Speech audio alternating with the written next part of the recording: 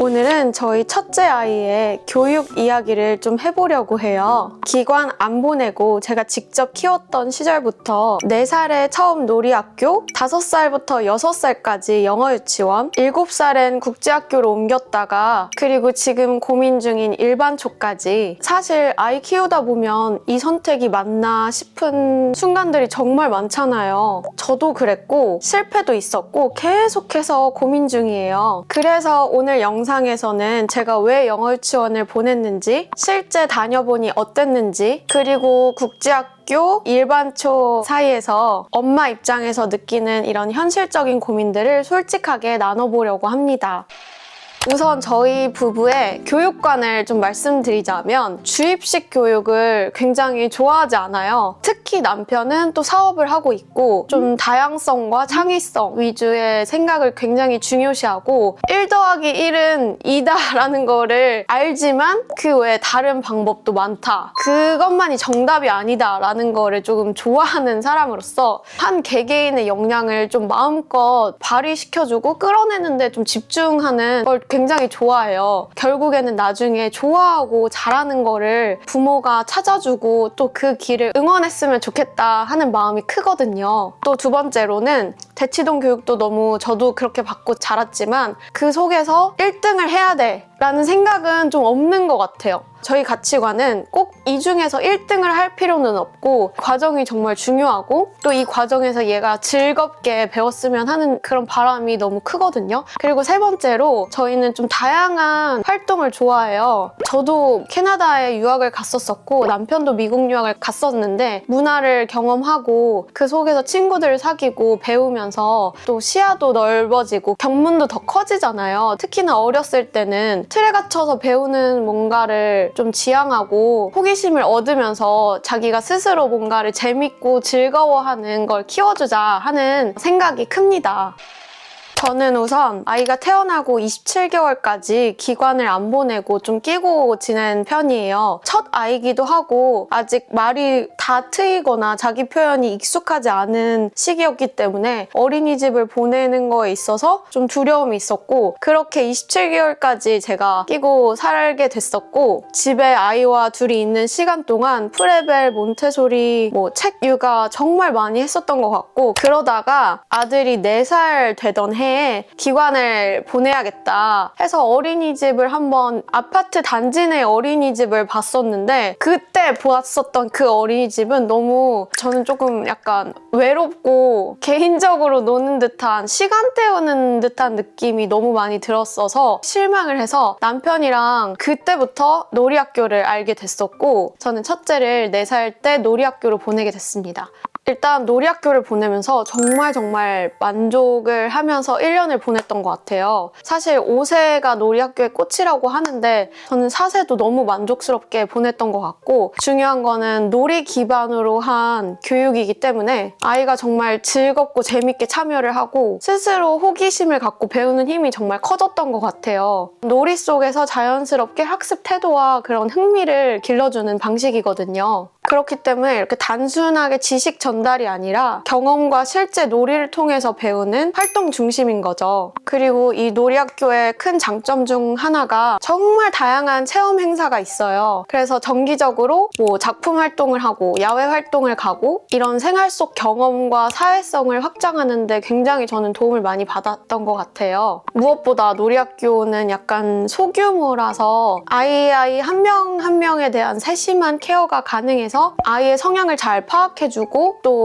잘 지원해주는 그런 장점도 있었던 것 같아요. 배운 것들에 대한 흥미도 엄청 컸었고 또 그것도 잘 흡수해서 집에 와서 꽁냥꽁냥 얘기하는 게 너무 귀엽고 예쁘고 사랑스러운 거예요. 아, 얘가 즐겁게 뭔가 학습이 잘 되고 있구나 라는 생각을 하면서 너무너무 즐겁고 재밌게 아이도 즐겁고 엄마도 재밌게 보냈던 그런 4살이었던 것 같아요. 더군다나 이 놀이학교에서는 또 영어 수업도 있었어서 아이들이 정말 재밌게 영어 영어를 뭐 노래로도 익히고 거부감이 없었었고 재밌게 했었기 때문에 저는 5살 정도 됐을 때는 이제는 뭐 영어 유치원에 가도 되겠다라는 생각이 있었습니다. 놀이학교를 계속 다닐까 이제 영어 유치원으로 갈까 고민을 정말 많이 하세요. 왜냐면 언어는 어렸을 때 배울수록 흡수가 잘 되고 정말 쉽게 영어를 습득하고 체득할 수 있는 나이인 것 같아요. 어린 나이가. 그래서 저랑 남편이 정말 많은 고민 끝에 이미 한국어는 너무 구사도 잘하고 표현력도 너무 좋고 또 책 읽는 것도 좋아하니까 그때 당시 저희 생각은 영어 문화의 기억은 다양하고 틀에 박히지 않고 즐겁다 라는 생각이 너무 컸기 때문에 그래 그렇다면은 영어 유치원에 보내면서 말도 트고 리스닝도 트면서 뭔가 재밌게 영어를 배우게 하자 하는 생각에 제가 이제 5살에 영어 유치원을 보내게 됐어요. 영어 유치원이 그렇듯 그러니까 한국어는 거의 좀 잘 안 하고 영어로 생활을 하는 유치원이잖아요. 그래서 선생님들도 원어민이시고 보조 선생님도 이중언어 선생님이세요. 더군다나 한국어 금지고 영어로 이렇게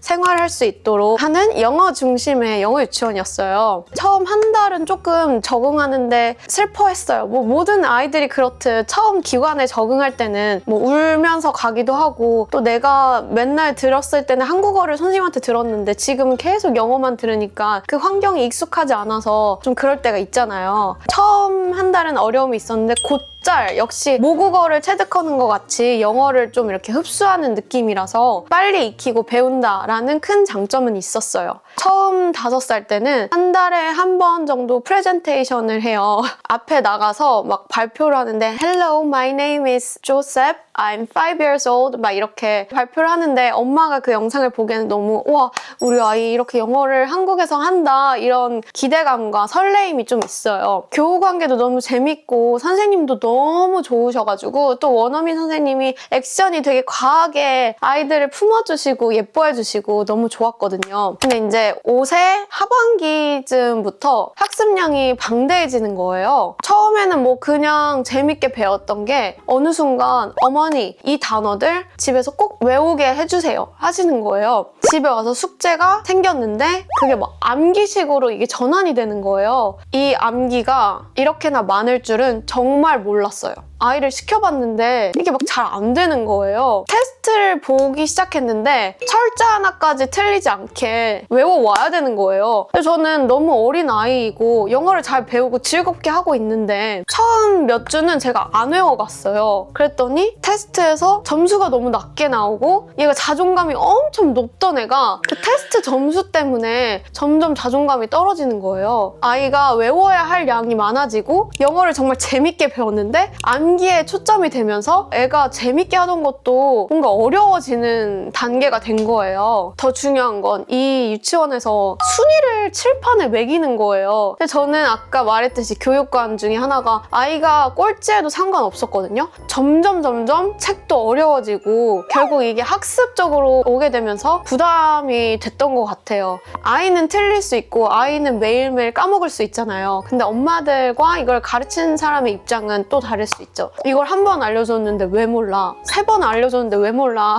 하게 되고 그게 정말 불과 5살 하반기였거든요. 그럼에도 꾸역꾸역 외우고 하겠다는 열망이 아이가 있어서 그렇게 잘 무사히 넘겼던 것 같아요. 근데 6세가 되면서 숙제량이 더 많아지고 정말 선행이 3, 4년 앞선 선행이라고 하더라고요. 이제 책 숙제가 있어요. 근데 책 숙제가 지문 이따만한 거를 다음 페이지에 풀게 해요. 문제 막 6개, 10가지 나와서 문제 풀고 영어로 요약하고 추론하는 문제거든요. 저희 아이에겐 버거웠던 것 같아요. 이거를 물론 따라가는 아이도 있었지만 이걸 매일매일 하기에 굉장히 버거웠던 것 같고 이게 이제 6세 아이에게 과연 맞나? 내 아이가 이걸 즐겁고 재밌게 나 이 글 쓸래. 나 이거에 대해서 생각나는 거 너무 많아. 이러면서 글을 정말 재미있게 잘 쓰냐를 생각했을 때 아닌 거예요. 저희 아이는 책을 보면서 상상의 나래를 펼치길 좋아했고 글을 써도 답이 있는 글보다는 생각이 계속 던져지면서 내 생각들을 말하는 걸 되게 좋아하는데 답에 맞춰야 하는 그 틀에 맞춰서 공부를 해야 하는 게 굉장히 버거웠던 거예요. 월화수목금을 연습시키면 다음 주에 이거를 잘 할 걸 알거든요. 근데 저는 그거를 월화수목금을 연습시키기가 너무 싫은 거예요. 이 아이의 6살을 보면은 숙제하다가 숙제 끝나면 프레젠테이션 외워야 되고 이게 모든 게 정말 좋은 교육이지만 저희 아이에게는 어려움과 부담감과 주입식으로 넘어오는 듯한 느낌이 드는 거고 베트남 결혼에 대해서 지문을 막 읽고 풀어야 돼요. 근데 이 6살에 내가 왜 얘를 베트남 결혼을 알려줘야 되고 이 나이 또래에 맞지 않은 과한 지식을 얘한테 요구하는 듯한 지문에 점점 기관에 대한 정이 떨어지기 시작했어요.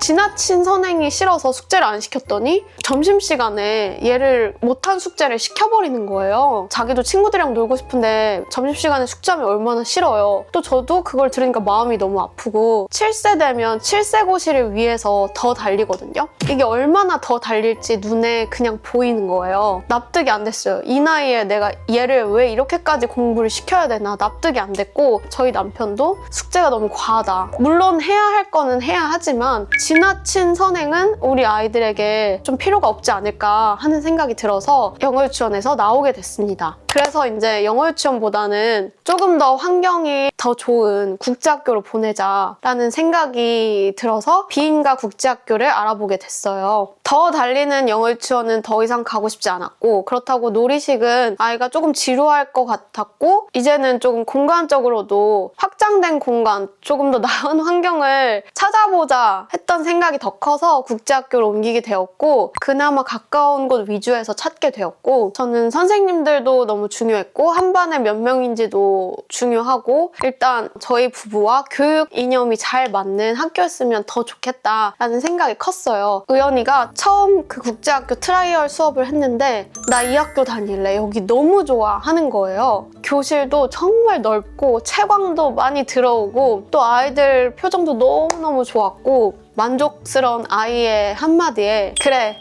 여기로 옮기자 해서 이제 국제학교로 7세 때 옮기게 됐어요. 그래서 영어 유치원과 국제학교의 차이는 약간 그런 것 같아요. 영어 유치원은 영어적인 아웃풋을 굉장히 많이 내요. 결국 나중에 그거거든요. 초등학교 갔을 때 과학도 해야 되고 수학도 해야 되고 해야 될 게 너무 많아요. 거기에 영어까지 더해지면 너무 할 게 많으니까 많은 분들이 이 유년기 때 5, 6, 7세 때 영어를 끝내고 조금 수월하게 보내려고 하는 그런 마음이 있더라고요. 그리고 국제학교에서 영어를 배운다 하면 영어적인 아웃풋보다는 생활 속에 영어가 스며드는 한국에서 영어 생활로 살아갈 수 있게 하는 곳이 국제학교 같아서 그런 면에서는 굉장히 우호적으로 이 국제학교를 바라봤던 것 같습니다. 단연코 이 국제학교를 보낸 걸 정말 후회하지 않고 오히려 5세 때부터 이렇게나 빡센 곳을 선택한 저에게 너무 후회가 컸었고 그래서 저는 둘째는 5세까지 놀이학교에 있게 하고 모국어를 더 발달시킨 후에 영어를 배우는 게 맞다. 또 영어를 배워도 적당한 선행이 있는 그런 유치원으로 보내자라는 생각에 이렇게 1년을 보내고 7세를 보내고 대망의 8살이 된 거예요. 촬영 기준 1월 말이고요. 이제 딱 드는 생각이 이 국제학교 너무 좋아요. 아주 좋은데 한 반에 18명이거든요. 근데 더 반이 없어요. 그러다 보니까 굉장히 소수예요. 근데 소수의 장점은 친해지고 정도 더 커지고 또 나눌 수 있는 깊이도 더 커지고 그렇잖아요. 이런 거가 되게 큰 장점으로 작용되는데 단점은 이제 학년이 올라갈수록 만약에 교우관계라는 게 그렇잖아요. 저도 그랬고 또 친구가 싫어질 수 있는 부분도 있고 근데 그 무리가 계속 올라가면은 장점이 될 수도 있지만 단점이 될 수도 있겠다라는 생각을 정말 했었고 그래서 많은 국제학교 이제 보내신 분들은 초등학교 3학년까지 그래도 보내고 다시 일반초로 넘어가라 하시는 분들의 의견이 있고 어차피 한국에서 살 거고 한국에서 클 건데 그럴 바에는 일찍 그냥 일반초 들어가서 사교육으로 열심히 잘 채워라. 그게 더 좋다. 효율적이고 국제학교에 보내는 돈을 사교육이 굉장히 좋으니 학교 끝나고 사교육으로 이렇게 돌려라 하는 의견도 있더라고요. 그리고 가장 큰 문제는 이제 수학도 한국 수학을 해야 되잖아요. 이 한국 수학도 따라잡아야 되고 한국어 독해력도 따라잡아야 되고 해야 될 게 너무 많은 거예요. 저희 아이가 다니고 있는 학교는 그나마 3시 반에 끝나지만 막 5시에 끝나는 경우가 있거든요. 그러면 집에 와서 다시 학원 가고 숙제하고 그러면 보통 12시에 잔다는 거예요. 또 그런 얘기를 들으니까 그래서 어떻게 키워야 되지? 너무 막막한 거예요. 저는 아이 성향에 맞춰서 세심하게 이 아이의 역량을 끌어내주는 이 국제학교가 너무 좋았었고 이렇게 크면은 뭔가 아이가 잘 클 것 같다라는 막연한 생각도 들고 기대감도 있잖아요. 그렇다고 또 일반초 가서 이 역량이 안 끌어내지냐? 그것도 아니에요. 국어 문해력을 왕창 쌓아야 하는데 영어 쪽에만 이렇게 포커스를 두면은 또 초등학교 1학년 때 들어가서 한국어 일기 쓰고 한국어 뭔가를 많이 하잖아요. 그거의 비중이 어쨌든 국제학교는 적은 거니까 이런 걱정이 있는 거예요. 사실 저희 남편은 그럼에도 국제학교를 보내서 어차피 나중에 한국어 문해력 못 따라잡는 거 아니고 또 저희 아이가 굉장히 책을 좋아하거든요. 다행인 건 한국어 책, 영어 책 둘 다 좋아해요. 그래서 이렇게 책을 좋아하고 지금 잘 크고 있는데 굳이 일반초 가서 약간 루틴을 또 깨버리는 거 아니냐 하는 것도 있고 어떤 기관이 나쁘고 싫고가 아니라 우리 아이에 맞는 기관을 선택해주고 싶은데 조금 더 나은 선택을 했으면 좋겠는 부모의 바람이기도 하고 부모의 결정이 이 아이에게 밑거름이 될 수도 있고 이 아이가 나아가는데 길이 될 수도 있잖아요. 그래서 깊은 고민을 하고 있다고 여러분들께 말씀드리고 싶었어요.